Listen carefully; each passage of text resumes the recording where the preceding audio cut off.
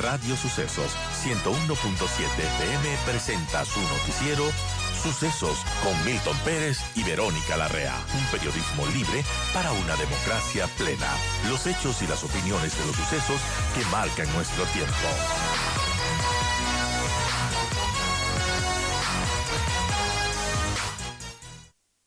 Buen día, José, gracias por acompañarnos. Y claro, el tema que marcó la polémica en estos últimos días fue sin duda esta restitución de los derechos al ex vicepresidente Jorge Glass. Ahí se encontraron algunas anomalías, por no decirlas muchas, por eso la actuación de la Fiscalía. Totales. Buenos días, apreciado Milton, estimada Verónica. Para mí es un gusto poder estar con ustedes. Un saludo a quienes nos escuchan a través de tan importante programa informativo y de entrevistas. Lo fundamental, no puede existir un juez que falle en contra de un proceso constitucional. Y esto vino, además, esta decisión del juzgador, que usted ha citado debidamente, apreciado Milton, vino después que la Corte Constitucional, días antes, expresamente delimitó, detalló, determinó el delito de prevaricato en el que pueden incurrir jueces constitucionales cuando fallan precisamente incumpliendo el proceso constitucional. Y esto es importante, apreciado Milton, decirlo, el proceso constitucional.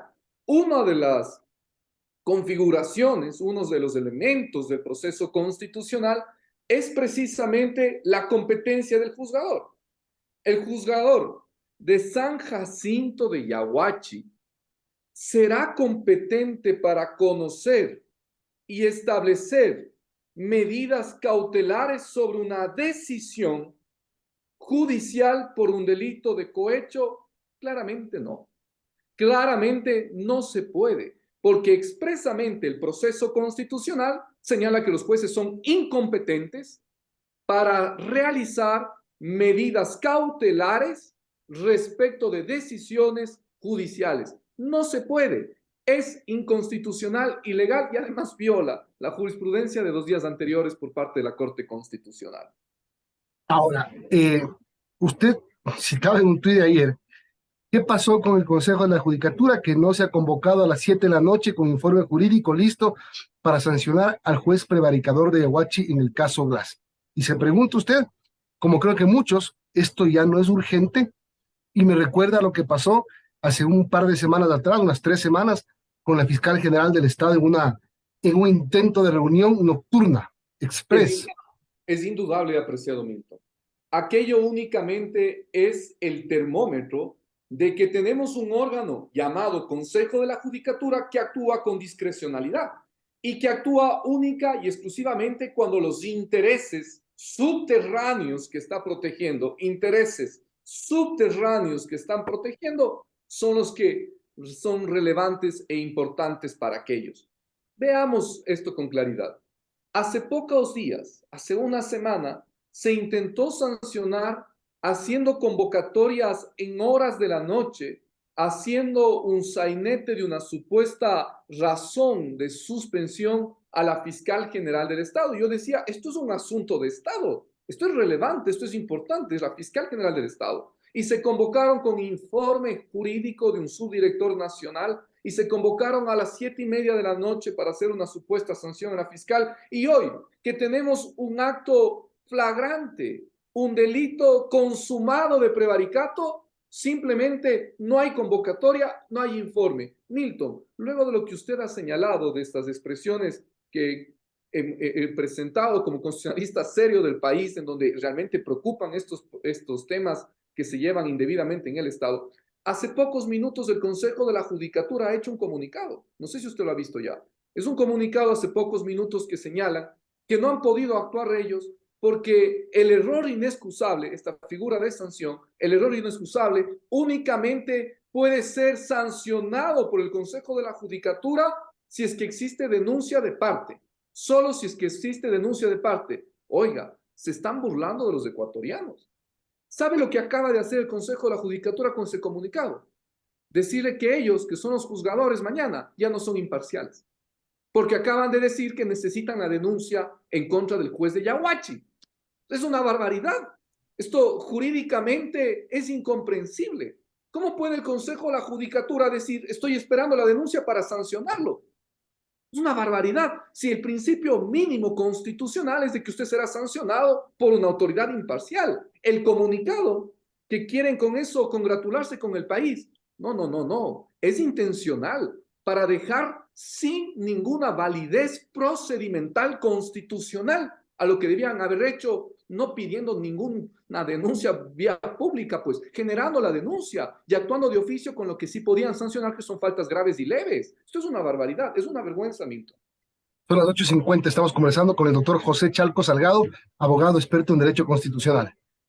José, buenos días. Bueno, usted dice es una vergüenza y qué debería pasar con esta sentencia, con esta situación legal de Jorge Glass. Ya la Fiscalía ha allanado el domicilio del juez de Yaguachi que restituyó estos derechos políticos a Jorge Glass, pero ¿qué más debería pasar? No, mire, Verónica, aquí hay una actuación de la Fiscalía muy idónea, muy adecuada que ha sucedido. La Fiscalía ha dicho lo que se viene sosteniendo constitucionalmente, que esto es un delito de prevaricato. Aquí se está vulnerando el artículo 268 del Código Orgánico Integral Penal y se está cayendo en un delito efectivamente de prevaricato en violación al proceso constitucional. El juez tiene que ser privado de la libertad y tiene que ser sancionado, porque además se tiene que sancionar como un precedente necesario que aquí en el Ecuador no se puede burlar de la institucionalidad. La falla del juez, el error de este juez, la incomprensión de este juez de las disposiciones constitucionales, legales y de la jurisprudencia de la Corte Constitucional es de tal tamaño, vean ustedes, de tal tamaño, que ni siquiera entiende lo que está sucediendo aquí. Aquí hay una sentencia condenatoria, ejecutoriada, por el delito de cohecho en contra del ex vicepresidente Glass. Eso es suficiente para que el ex vicepresidente Glass nunca, jamás pueda volver a ver ni de lejos una posible candidatura. Pero no porque lo dice la sentencia de cohecho, sino porque lo dice la Constitución. A ver, ese es el tema, ese es el tema que quería topar después. Ya usted lo mencionó, vamos por ahí. Entonces, el viernes se le restituyen, y hagamos un poquito de cronología de lo que pasó el fin de semana. El viernes se le restituyen los derechos a Glass, el sábado va Glass a Manabí a la convención de la Revolución Ciudadana y le proponen como candidato. Y él después declina.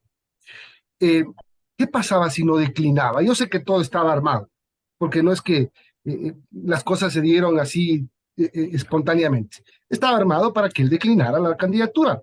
Declinó porque tan magnánimo es y tan cuidador del proyecto de la Revolución Ciudadana como dijo, o porque sabía que no podía ser candidato. Vea usted, apreciado Milton, esto es porque mínimamente la Constitución que ellos mismos promulgaron, no hay que olvidarnos de esto, la audiencia tiene que tenerlo muy claro. Esta Constitución que está vigente, esta Constitución que la tenemos que cumplir todos los ecuatorianos, es la Constitución que le hicieron en el año 2008. El expresidente Correa y sus acólitos. Legítima además, porque fue aprobada en amplia mayoría vía referéndum. Pero ¿qué dice la Constitución? La Constitución dice expresamente, apreciado Milton y Verónica, en el artículo 113, numeral segundo, que ninguna persona que haya recibido sentencia condenatoria, es decir, que le considera responsable y culpable, que se encuentre ejecutoriada, es decir, firme, sobre la cual ya no cabe ningún recurso ni vertical ni horizontal, sobre varios delitos, entre ellos cohecho, el caso de Glass, no podrá ser candidato de elección popular. Eso está expresamente determinado. Ni así le devuelvan sus derechos, ni así cumpla su sentencia. Absolutamente. Porque si revisamos expresamente, yo voy a decir lo que dice la Constitución expresamente, me lo sé a la memoria. Dice, el que haya recibido, ojo con la palabra, haya recibido. Es decir, no estás diciendo haya sido cumplida su condena, la persona que ya salió de la cárcel. No, no. El que haya recibido sentencia.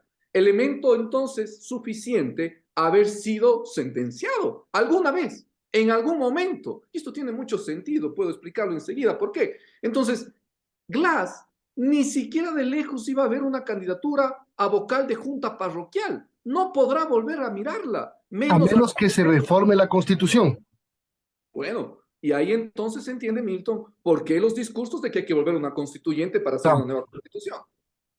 Ahora, el otro tema, el tema del juez John, se me fue el apellido, el juez de Yaguachi, Si usted quiere, eh, constitucionalmente, John Eren, John si Rodríguez. Rodríguez. Es un juez que tiene una larga data de fallos polémicos. Acuérdese lo que pasó con este líder de los Lobos, que habría sido protagonista en las matanzas carcelarias, calificado como un peligroso delincuente. Acuérdese usted lo que pasó con el designado superintendente de bancos, metiendo resoluciones judiciales polémicas, por decirlo menos. Este es un problema relevante para la institucionalidad del país. A mí me han preguntado varias veces qué disposiciones normativas hacemos, qué leyes hacemos para frenar esto. No, no, es que ya existen. El Código Orgánico de la Función Judicial, las sentencias de la Corte Constitucional, el Código Orgánico Integral Penal, nos dan elementos suficientes para meterle preso a este delincuente prevaricador, al juez prevaricador, para sancionar con destitución al juez prevaricador. Están todos los elementos. Lo que aquí hace falta y la ausencia que tenemos es de autoridades de control con personalidad y con suficiente voluntad de tutela institucional, porque esto es un problema institucional. Y no se puede simplemente pensar que porque el ex vicepresidente Glass no ha inscrito su candidatura, el problema ya está salvado. Que hay un problema mayor que usted bien cita, hay antecedentes y qué es lo que va a pasar a futuro.